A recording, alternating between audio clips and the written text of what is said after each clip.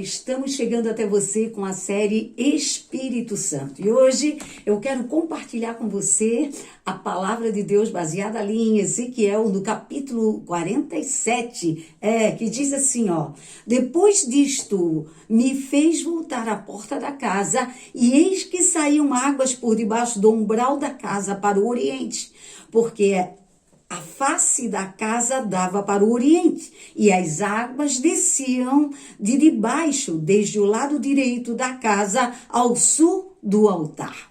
Olha só, esse texto aqui no capítulo 47 de Ezequiel, ele nos faz menção de um grande avivamento.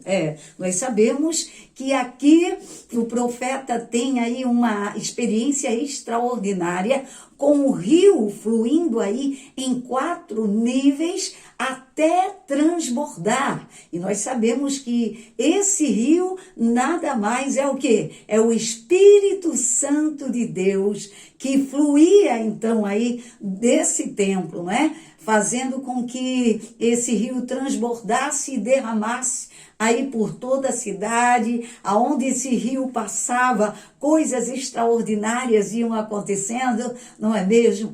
Mas eu queria aí que você acompanhasse comigo alguns pontos importantes que nós vamos ver, não é? O que aconteceu para que esse rio fluísse aí nesses níveis extraordinários, né? Esse grande avivamento que o profeta experimentou, o que teve que acontecer, o que passou. Eu queria que você acompanhasse comigo essa expressão aqui, ó, no início do versículo 1 aqui do capítulo 47, a expressão depois disto, ela me faz ver, ela me faz eu pensar que antes dessa experiência aqui, houve outras experiências, outras coisas que fez o profeta chegar até aqui. Então, eu queria que você começasse a pensar. Muitas vezes a gente quer que o rio flua, a gente quer ver o rio fluindo aí nesses estágios extraordinários que o profeta viu, só que a gente não atenta para as experiências anteriores, não é? Se você olhar comigo, e essa visão de Ezequiel, ela não começa exatamente no capítulo 47, mas no capítulo 40. Olha só comigo o que diz o capítulo 40, no verso 1, diz assim, ó: no ano 25 do nosso cativeiro, no princípio do ano, no 10º dia do mês, 14 anos depois a cidade foi conquistada, naquele mesmo dia veio sobre mim a mão do Senhor e me fez ir para lá e me levou para lá. Em visões de Deus me levou à terra de Israel e me pôs sobre um monte muito alto, sobre o qual havia como que um edifício de cidade para o lado sul. E havendo-me levado ali, eis que um homem cuja aparência era como a do bronze, tendo um cordel de linho na sua mão e uma cana de medir, e estava em pé na porta. Eu queria que você acompanhasse, então, que você entendesse que aquela experiência do rio fluindo naqueles níveis, né? E eu já quero dizer para você que o rio simboliza o Espírito Santo de Deus, que o rio, na verdade, simboliza aí a presença do Espírito nesses níveis extraordinários. É um avivamento, na verdade, um avivamento espiritual que o profeta experimentou, mas que não começa ali, não é? A visão não começou ali. O rio, ele transborda ali no 47, mas a visão começa no 40. E aqui nós vamos ver, se você caminhar comigo, você vai ver que no 41, então, ele começa a restauração desse templo. Veja que no primeiro momento ele sobe num lugar alto como um edifício e dali ele tem uma visão privilegiada de como estava o templo, não é?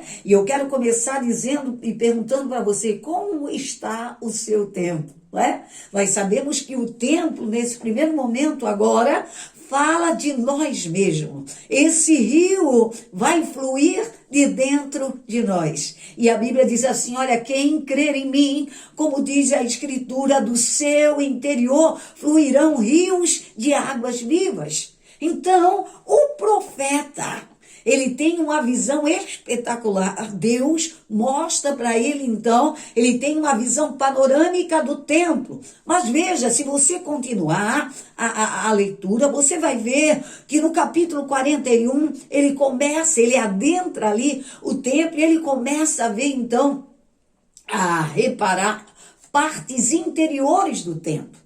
E é isso que eu queria começar dizendo para você e perguntando, como é que está o seu templo? Porque às vezes a gente quer que o rio flua, mas às vezes a gente está com o templo por fora, parece tudo bem, por fora parece tudo jóia, tudo certo, só que por dentro existem partes aí do templo, partes que não aparecem a olho nu muitas vezes, partes aí que internas, que por fora as pessoas olham e dizem, puxa, mas ele é bom, mas ela é espiritual, mas é top, mas está tudo certo. Só que olhando, tendo uma visão mais ampla aí por dentro do templo, a gente vai ver que esse templo está em ruínas. E se o templo estiver em ruína, o rio não pode fluir dessa forma que fluiu ali. Então, Ezequiel, ele começa aí a visão no capítulo 40, ele tem uma visão do templo aí num todo, e ele começa a restauração, na verdade, pelos muros. O que fala os muros, pastora? O muro fala de princípios que nós não podemos deixar para trás, princípios da palavra de Deus, que são proteção para mim e para você, e que às vezes a gente passa despercebidos, não é mesmo? Então, nesse primeiro momento, eu quero que você entenda, para que o rio flua, não é? Daquele modo que fluiu lá em Ezequiel 47, a gente precisa ver como está o nosso templo, como estão aí os muros na nossa vida, não é? Lá no tempo antigo, na Bíblia, nós sabemos que os muros serviam de proteção contra o inimigo, não é mesmo? As cidades tinham muros aí grandes, e nós sabemos que os muros de Jerusalém, inclusive em outro tempo, foi reconstruído, por exemplo, Neemias, né? Ele chega e ele tem uma visão também dos muros totalmente destruídos, e antes que a cidade fosse reconstruída, Neemias é usado por Deus para reconstruir os muros.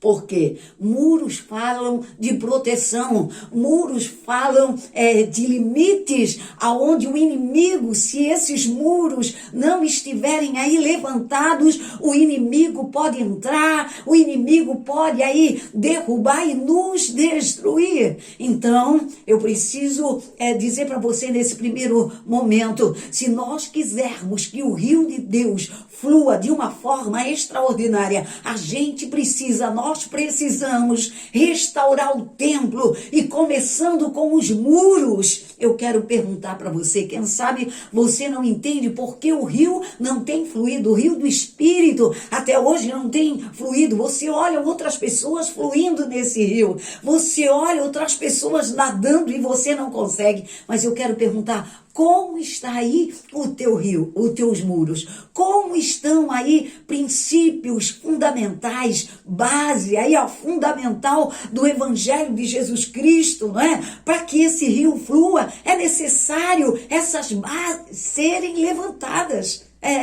Não tem evangelho de oba-oba, eu costumo dizer, não é? O evangelho do reino de Deus é evangelho que tem base, é evangelho de princípios, é evangelho de fundamento, e não tem como eu crescer, eu fluir no rio de Deus, se eu não estiver com esses muros levantados, se eu não estiver aí com esse templo restaurado. É claro que quando o rio passa, muita coisa vai para o lugar, muita coisa é tirada de nós, mas nós vamos ver em outros vídeos que para esse rio fluir livremente, nós vamos ter que olhar como verdadeiramente está esse templo.